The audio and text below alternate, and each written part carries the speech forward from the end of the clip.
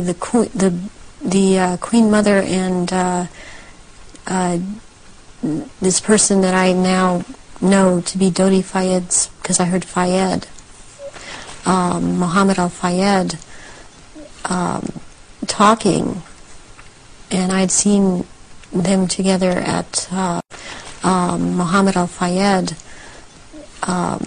talking, and I'd seen them together at I saw them at Balmoral Castle. I overheard the conversation at Balmoral, but I'd seen them also at Mothers of Darkness Chateau in Brussels, and they were talking about a union between Diana and his son Dodi back in the late 80s, and I did not understand at that time, because I understood Diana to be married to Charles. I knew that she was married to Charles, and they had 2 children, and they were about to have another. And the Queen Mother, all I could pick up was that for some reason that there was a malevolence towards Diana, and Diana I had never seen at a ritual. I wondered what she knew about all of this. What have you seen the royal family do, the Queen Mother, and the other people you've seen in the rituals? What have you seen them do? I've seen all of them drink human blood and consume human flesh, and they have their own goblets in which they have blood, and these goblets are encrusted with jewels, and they also have their own daggers, and that the dagger goes into the goblet, and they stir the blood around with it, and it's also a what it is, it's a symbol of the phallus going into the vagina when they're doing this. And I've seen them do this, and some of them have even, like the Queen Mother I saw with, she had her own little, it would, like almost, it's between a very elaborate ornate chair or a throne kind of thing brought in for her to sit. And because before these rituals actually start, there is a kind of people move around the room and talk, or recognize one another. It's a formal kind of a ritualistic setup, the way they talk and the way they introduce each other. It's like a court. What are they wearing? They're wearing robes. They're not wearing anything underneath the robes, and the robes are very ornate. They all have, the one thing in common they have is they have a red color like blood, and some of them have purple, and they have gold kinds of lines running through them. They have the Merovingian symbol of France, the fleur-de-lis, and there are jewels that are sewn in at certain points on these robes, and they wear these robes, but they don't wear anything underneath the robes, because what is going to happen, what the rituals are all about, they're going to shape-shift, and they can't have anything on under the robes. And there are orgy kind of things that go on at the rituals also. And involving the royal family of Britain. yes, involving the royal family of Britain, and the sacrifice and the eating of, consuming the sacrifice, and they are involved in that. And you've seen them do that? Yes, I have seen them do that.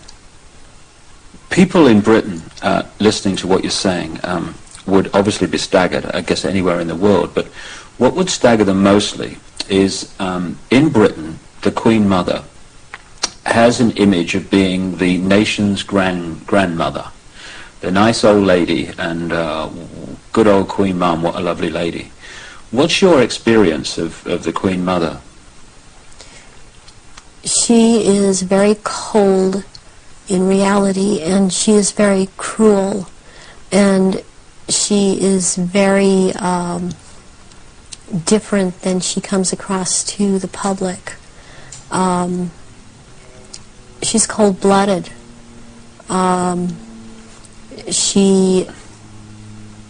If she feels that you are someone beneath her, even in the Illuminati, that you're at her equal or your station is above her, she will not speak to you, she will not recognize you. She obviously, from what I see, enjoys consuming human flesh. It's sickening. The one person that she seems to be afraid of is Pindar. People would also look at the Queen Mother's elderly, frail stature and find it very difficult to see her taking part in rituals and doing anything, if you like, active. Do they go into a different state in terms of age and strength and all these other attributes when they actually shapeshift? Yes, the human body that they choose to occupy or take when it was young, it ages, but when they take the reptilian form, these reptilians live hundreds of years, and so they have to have taken more than one human body to live in. A lot of them are much, much older, and I'm including the Queen Mother in this, older than people think that she is. She's been in more than one body, human form. And when the time comes, if it is time for her to go on, it has been chosen that she still has, it's known that she still has life or years to go, again, she will be put into the body, the essence of her, and the reptilian form will go, or the essence of her will go into another body that is also has the ability to shapeshift into reptilian form. One of the pure reptilian human bloodlines. Yes. What happens when, take the Queen Mother as an example, what happens when they shapeshift? I mean, what do you see?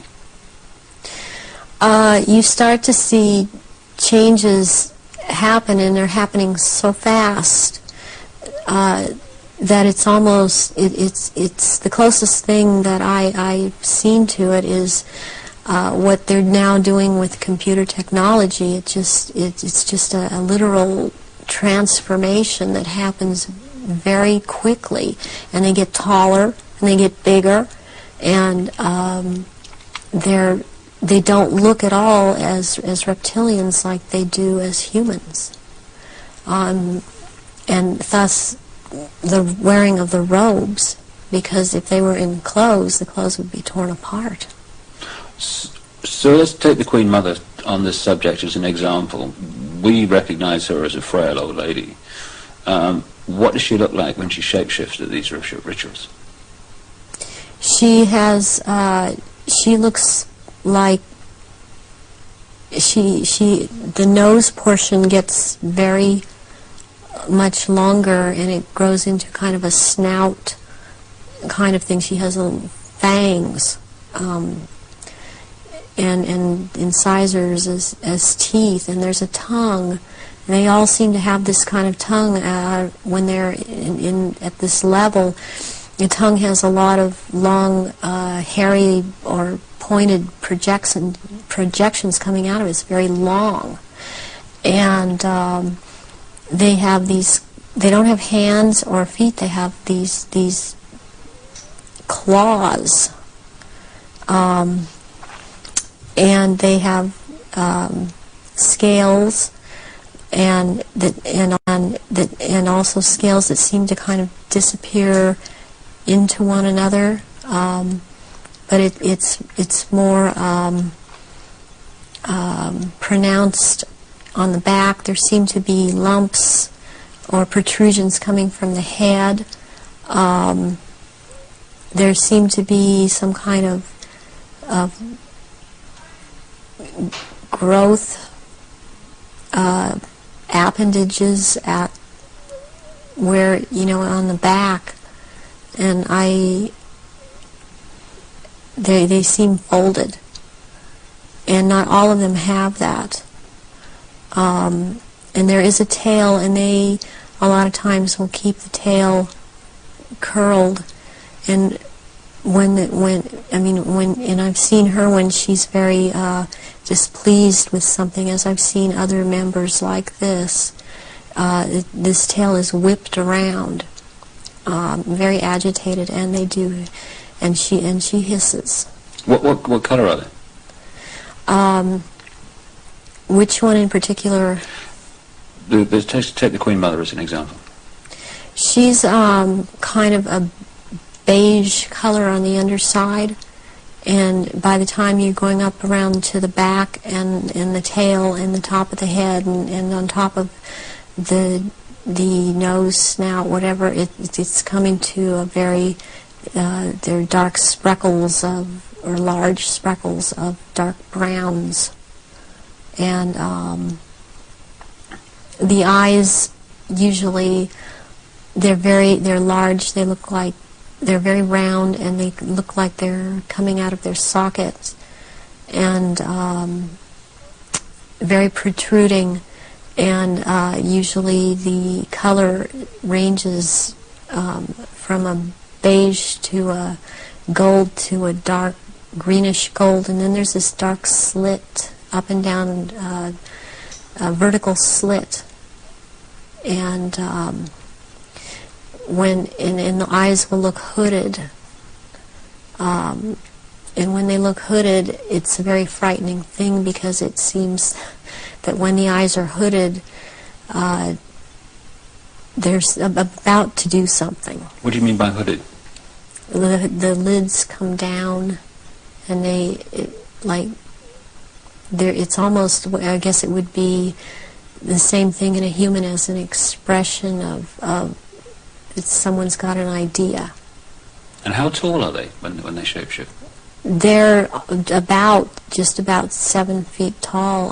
Some are a little shorter, or to a foot shorter.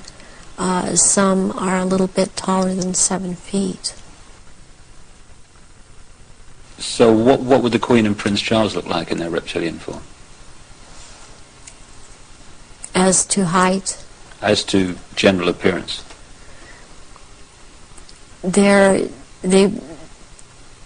Well, Charles resembles